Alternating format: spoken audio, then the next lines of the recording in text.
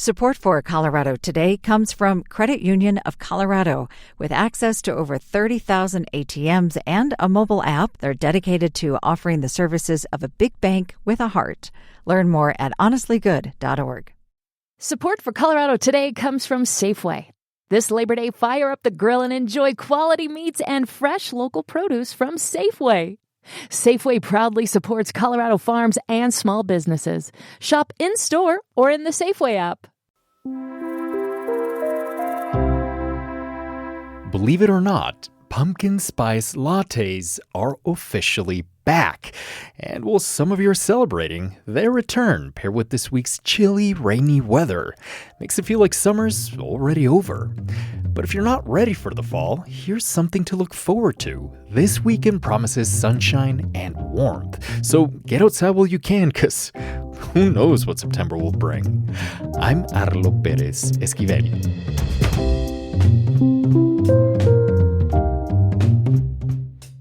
Coming up, hundreds of thousands of Coloradans could find themselves facing food insecurity. I'm fearful for how things might turn out. Will state lawmakers be able to compensate for federal cuts to food aid? Then, some good news for mental health. Youth suicide is going down. And while that's great, what's causing the drop? Seeing this as more of a public health issue and addressing it from a lot of different vantage points in a lot of different places, I think creates a more effective result.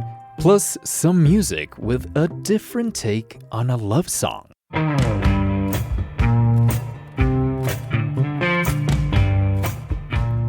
It's Wednesday, August 27th. Here's the news in Colorado today. 1 in 8 Coloradans face food insecurity. That means that for hundreds of thousands, food banks are the difference between a good meal or going hungry. But recent shifts at the federal level pose a big challenge. Cuts made to food aid mean more people will likely come to rely on food pantries, and those who run them don't know if they can meet more demand. CPR's Megan Verlee joins me to talk about how lawmakers are trying to shore up food assistance for Colorado families. Megan, legislators returned to the Capitol this month with SNAP benefits on the agenda. First, what changed with the food stamps program, and how could it impact Colorado? So what changed was the federal tax and spending law that Republicans in Congress passed earlier this summer. What's known as the One Big Beautiful Bill Act. It does a couple of things that reduce the cost of the program at the federal level, but could increase the cost of SNAP for Colorado or result in reduced benefits. And that includes expanding work requirements. It requires states to start covering some of the cost of the program itself, which is a new thing. And even more immediately, it cuts in half how much the federal government contributes toward administering the food stamps program. That means states have to make up the difference. And in Colorado, they estimate that's around $50 million a year in new costs. And as you might have heard, Arlo, Colorado is dealing with a budget crunch right now. So that is not money that's just lying around. Yes, we have definitely covered that in this podcast. So what is the state's plan to cover all those extra costs? Well, Democratic state lawmakers are taking a proposal to voters.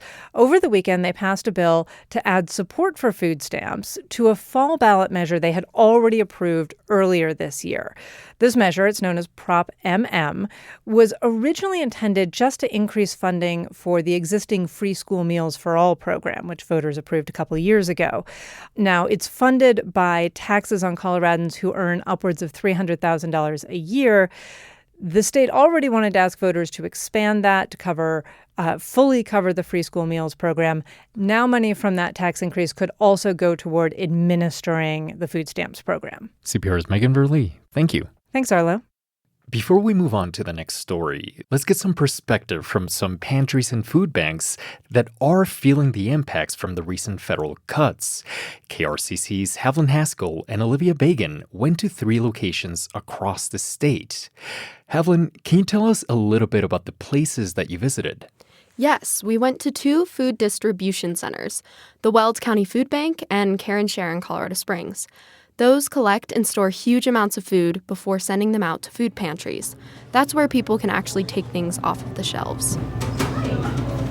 So we went to check out a food pantry in Colorado Springs called the Sunnyside Food Market, and there was a line out the door when we arrived. I'm fearful. I'm fearful for how things might turn out. James Morris was one of the many people who rely on Sunnyside's no-cost grocery program. And it wasn't just the line out the door that had people like Morris concerned. Seeing the increase in the line of people that are coming versus the food that we are able to distribute. Mary Lash is a volunteer at Sunnyside. She is worried about how little food they've been able to stock on the shelves. We really have to balance that so we can make sure that every person that comes in gets something to take home. Now, Olivia, cuts to the federal food assistance will likely mean more people are relying on food pantries. Is that why Morris and Lash are seeing less food on the shelves? Yes, but it's also because there's less food at the actual food banks. Adam Yernick works for Care and Share, which distributes food to pantries across 29 counties in southern Colorado. When I first started a year ago, all these were filled. We actually were running out of places to fill food. And now you can look out here and see how much food that we're missing. What's missing is mostly food acquired through the Emergency Food Assistance Program, also called TFAP. It's a USDA program that helps food banks buy in bulk for pennies on the dollar. The USDA cut about $500 million in funding for the program back in March. Care and Share CEO Nate Springer said he's used to seeing funding for federal nutrition programs ebb and flow, but this is the largest cut to every federal nutrition program since their inception. A statement from the White House and supporters of the federal budget say these cuts will help ensure food assistance is going to those who are, quote, truly needy. Truly needy. So then what are places like Sunnyside Market and Care and Share gonna do? They're gonna need to get creative. Part of that means finding new ways to source food. But there's no way of getting around the fact that everyone, from people who run the food banks to people who shop at pantries, are going to need to figure out how to survive with less. That sounds really difficult, given that so many people are already fighting food insecurity. Definitely. But Springer, the Care and Share CEO, he says that he's still confident that they can keep supporting communities in southern Colorado. The good news is that Care and Share Food Bank has been around for 51 years. We're in our 6th decade of supporting southern Colorado. And we're in a good position to weather the storm, albeit at a lower level of food, because there's going to be a lower level available in the system. KRCC's Havlin Haskell and Olivia Bacon, thank you so much for your reporting. You're welcome. Thank you.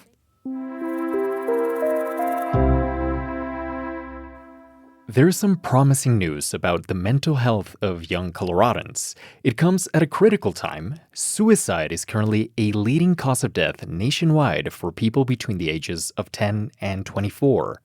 New data, though, shows that the state's youth suicide rate has fallen to its lowest point in years. CPR's John Daly is here now with more.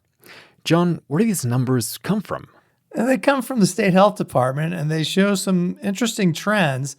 I'll say to start, overall, the suicide fatality rate stayed pretty steady last year compared to 2023. But when you dig in, there are some takeaways. Let's get to those, including the findings on younger folks. But where should we start? Well, let's start with the big picture, right? Last year, the state's total number of suicide deaths was around 1,300. Again, statistically, that was on par with the year before. Now, how exactly is that number determined? So they use something known as the age-adjusted suicide rate, and basically they break it down into deaths by population. For Colorado, the number was nearly 21 deaths per 100,000 people, and that's higher than the CDC's national rate, which is nearly 15 deaths for the same number of people.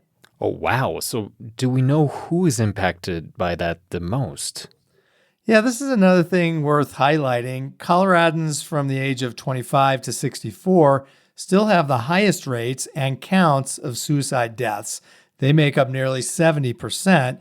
When you break it down further, ages 35 to 44 have the most. And then overall, men represent more than 3/4 of suicide deaths.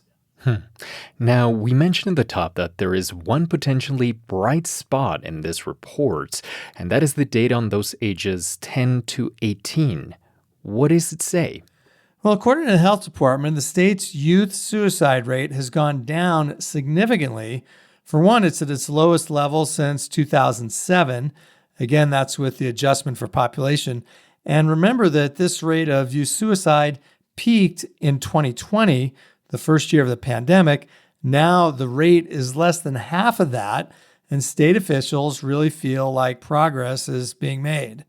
And do others agree? Scott Lowmurray does. He's the CEO of a nonprofit called Sources of Strength. It's incredibly encouraging. Now, Sources of Strength is a suicide prevention program. It puts a big emphasis on students helping their own peers. The nonprofit is based in Colorado, but they work in thousands of schools across the U.S. and Canada.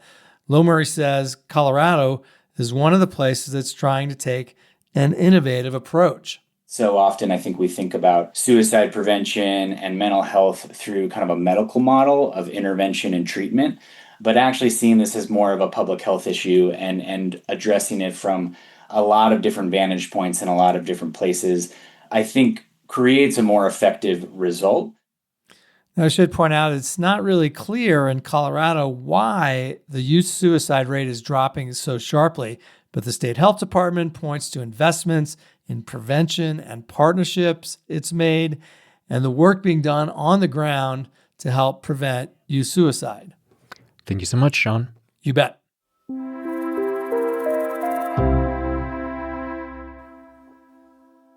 Listen, I get it. It's barely Wednesday, and here I am giving you stories on food scarcity and teen suicide. They're heavy topics to listen to. Trust me, they are not fun to report on either. So how about we hit pause on the news and listen to some music? Denver Americana band Bison Bone dropped a new EP in the spring, all about taking stock of everyday life. The track The Lucky Ones, I think, will give you a lift. It's a love song, kind of. Love song almost feels more like a relationship song. I think love song sometimes isn't always gives it something the depth it deserves. Weird goals, ain't that true? Bad times now in the rear view. I never knew love till I knew you. So I think relationship songs like how are we showing up? Love songs feel like there's never really much friction in it. And so maybe a relationship song that is like how are we showing up for our partners? What does that look like? Where does that gratitude show up? And where does that work show up?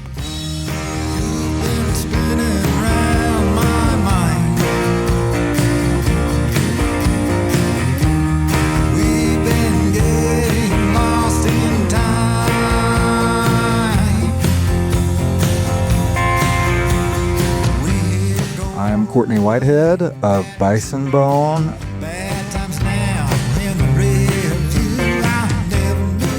When it comes to this song, and inspired me is the moments in between the moments, you know, the seconds in between the minutes. Are you tired? The rain won't stop. The blues come around, I give them the drop. I never knew love till I knew you. Everything's not always romanticized for good or bad, and it's not always the big moments. It's not like just living for Friday night, like what's happening Tuesday night at 6.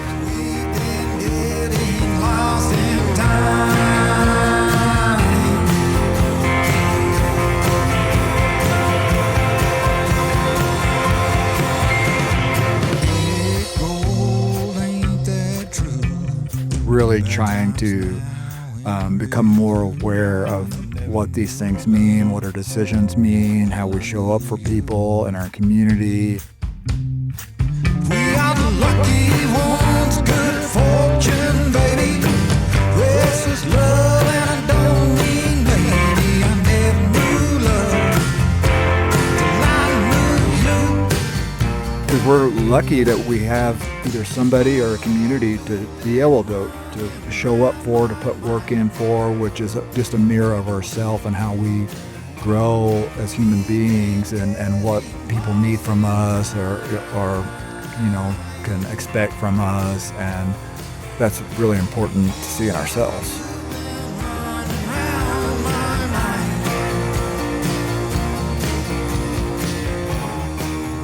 Courtney Whitehead is a singer of the Denver band Bison Bone.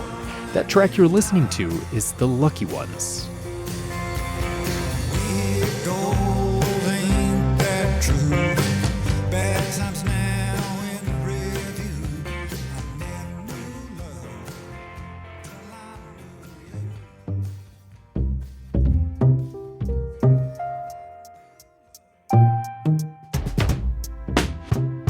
Reporting for today's show came from CPR's Corey Jones and Stephanie Wolf, plus the Colorado Capital News Alliance.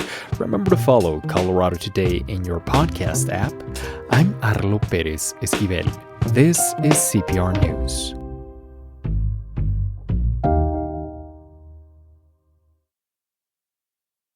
Support for Colorado Today comes from Safeway. This Labor Day, fire up the grill and enjoy quality meats and fresh local produce from Safeway. Safeway proudly supports Colorado farms and small businesses. Shop in-store or in the Safeway app. Support for Colorado Today comes from Credit Union of Colorado. With access to over 30,000 ATMs and a mobile app, they're dedicated to offering the services of a big bank with a heart. Learn more at honestlygood.org.